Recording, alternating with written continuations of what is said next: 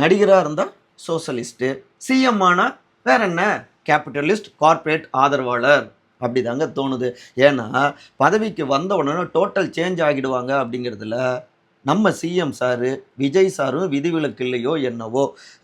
முன்ன ஜல்லிக்கட்டுக்கு ஆதரவாக நடிகராக இருந்தப்ப முகத்தில் கர்ச்சீஃப்லாம் கட்டிட்டு போய் மெரினா பீச்சில் ஆதரவு கொடுத்தாரு. உண்மையிலேயே நல்ல விஷயம். அப்போ நம்மெல்லாம் பாராட்டணும்.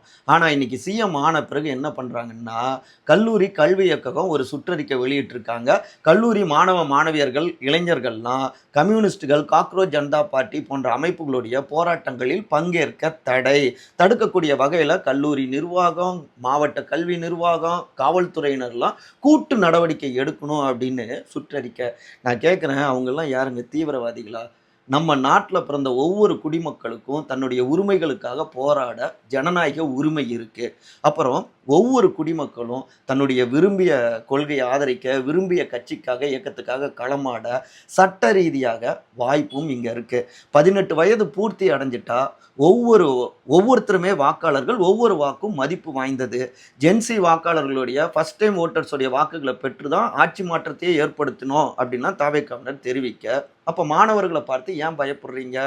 மாணவர்கள் எந்த அமைப்புக்கும் ஆதரவாக போராடிடக்கூடாதுன்னு ஏன் தடை போடுறீங்க? நம்ம இந்திய வரலாற்றில் கம்யூனிஸ்டுகள் பெற்றுக் கொடுத்த உரிமைகள் ஏராளங்க.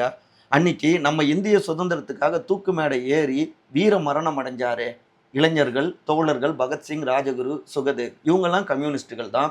100 இளைஞர்களை கொடுங்க, நம்ம இந்தியாவை நான் மாற்றி காட்டுறேன் அப்படின்னு சொன்னாரே நம்ம சுவாமி விவேகானந்தர் அவர்கள், அவரும் இளைஞர் தான்.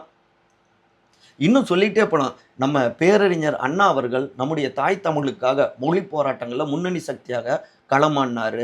மாணவராக இருந்தப்பவே 1965 அந்த மொழி போராட்டம்னா இன்னைக்கு 2026 கூட அண்ணாவை சொல்லியும் மொழி போராட்டத்தை சொல்லியும் நீங்கள் ஆட்சி பொறுப்புக்கும் வந்திருக்கீங்க.